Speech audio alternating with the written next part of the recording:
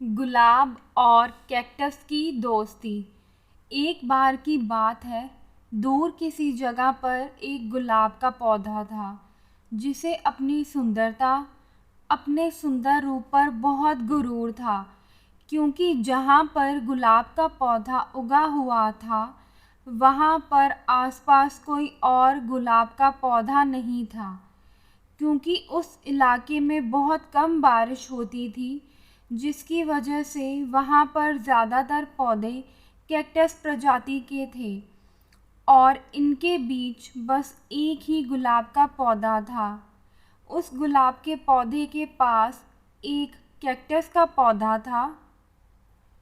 वह कैक्टस का पौधा उस गुलाब को अपना दोस्त समझता था, लेकिन गुलाब का पौधा अपनी सुंदरता की वजह से कैक्टस की बदसूरता का अपमान करता था और उसके लुक्स का मजाक उड़ाता रहता था।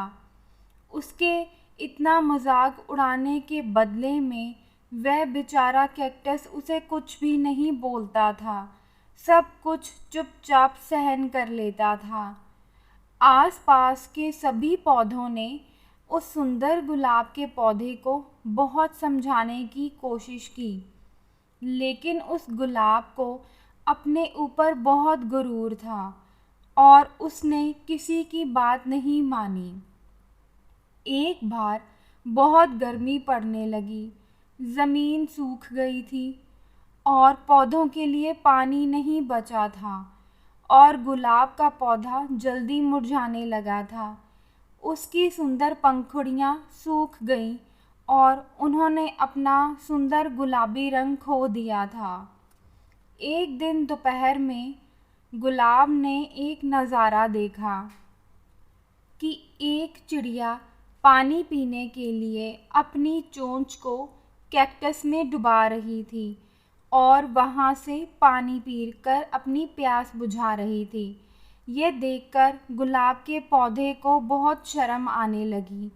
उसने हिचकिचाते हुए कैक्टस से पूछा कि क्या मुझे भी कुछ पानी मिल सकता है। इसके जवाब में दयालु कैक्टस आसानी से मान गया। गुलाब के पौधे को अपनी गलती का एहसास हुआ। कैक्टस ने मदद करके उस गुलाब के पौधे को तेज़ गर्मी से बचा लिया था।